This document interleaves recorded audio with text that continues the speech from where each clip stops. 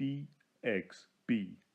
It's in the game! At some point in the past, I became the basketball editor for BXB Games. I'm not sure how that happened, but if you want proof, go back a few days, go back a bit earlier in the playlist and check out my review of NBA Live 19, which is EA's basketball game for the current generation of consoles. And what we have here is 2K's NBA 2K19. And this is my review, a quick review.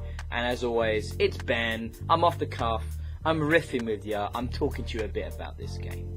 Now, NBA 2K19 has a few kind of standout modes. The first one is the My Career mode, in which you get to design a player to be your avatar, and then you're going to go through a quite involved sort of set of customizations with the look and the attributes and the abilities and the style of player you want him to be.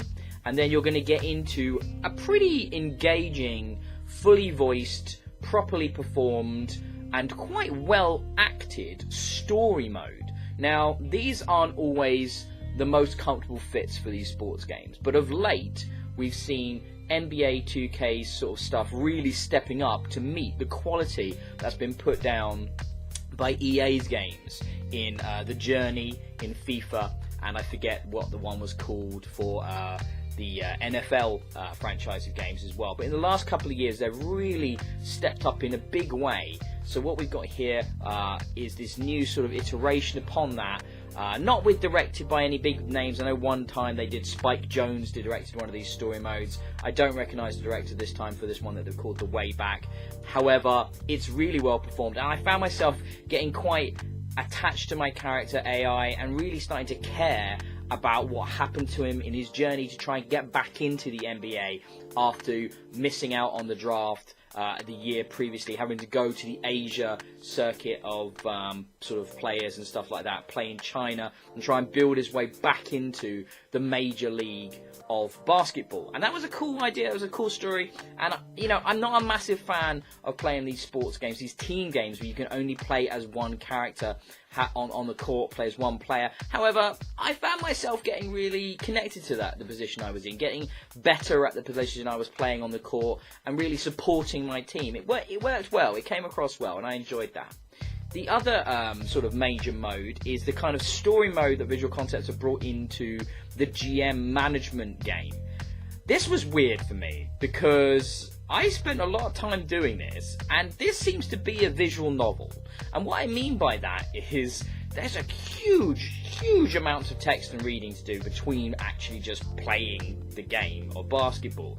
Obviously, in the GM mode, you can play a classic sort of GM mode, which is just stats-based and finance-based. But in this, you're interacting with other elements of the office, you know, the different types of coaches, the guys behind the marketing department, you know, the big owner of the company and that sort of thing that's running your particular basketball team. But because none of it's voiced and none of it's written very sort of briefly, as it were, everything, it just takes so long. There's so much text to read with just these like poorly looped animations behind the characters as you just read and read and read. It's not that engaging. It's well enough written. I just didn't find myself being drawn into it like I was the career mode, which has got some big names attached to it, such as Anthony Mackie, you know, who are really well mocapped and are really well performance captured and, you know, fully voice acted. The GM mode, however, was pretty dry in comparison. And all of this, and I'm now nearly 4 minutes into a video review of a basketball game, and I've not really talked about the basketball, which is kind of crazy. Now, basketball is, in this particular game, has a couple of iterations. We've got the regular NBA type stuff, the regular NBA league games, you know, the teams you recognize, from the Chicago Bulls to the New York Knicks and all the rest. And, you know, that is actually really well done. I like the visuals. It's a little bit like less shiny. It's hard to describe the difference between this and NBA Live. It plays a bit better. It feels a bit more fluid on the court. It plays a little bit more forgivingly, I found. A little bit more pick up and play, a little bit more arcadey. Even though there are less options for tweaking the difficulty in NBA 2K, I found the actual game a bit easier to get into and a little bit more engaging. I'm not a basketball expert. I can just review this from someone with a passing knowledge that's probably 15 to 20 years out of date.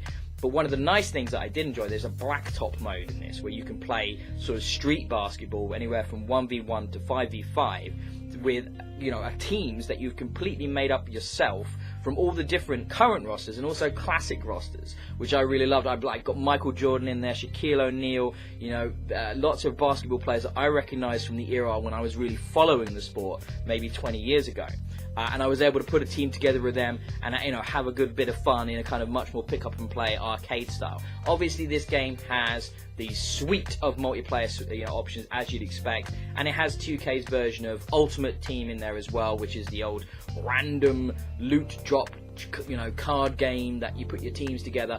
I'm not a big fan of that. I'm more of a GM mode guy and the story mode guy, and I actually just enjoy, you know, playing through a proper season of basketball with the teams that I recognize, and just playing those sort of modes. And like I said, the basketball itself feels great. The presentation is excellent. The commentary is much better, I found, than in the EA version of basketball this year. Much less repetition, much more unique. The presentation felt far more organic. And the actual dialogue that was happening throughout the games often felt really sort of naturalistic and interesting, and people were telling vignettes. It wasn't just calling a play-by-play, you know, and repeating itself over the match that you were playing.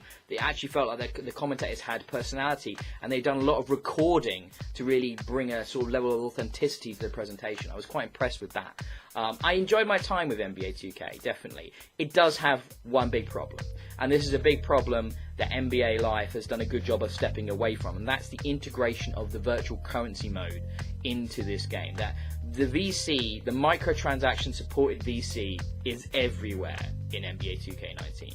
In just about every mode, you're going to be using it to upgrade your players' stats and abilities. It's going to be there for the cosmetics. It's going to be there for everything you do, and that's a bit of a shame that it's so pervasive. I found that you actually made quite a lot of currency quite quickly, but you do start, especially in your career mode, very, very, very underpowered and very sort of low abilities. So you have to work very hard to become a decent contender, and often the objectives you're given in the matches are actually pretty challenging considering how low level you are.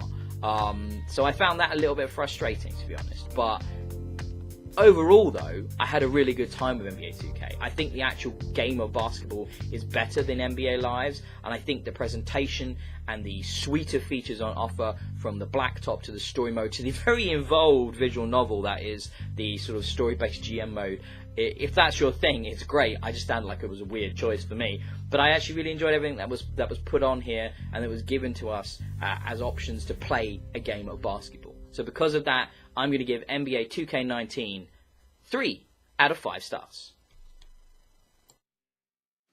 BXB. It's in the game.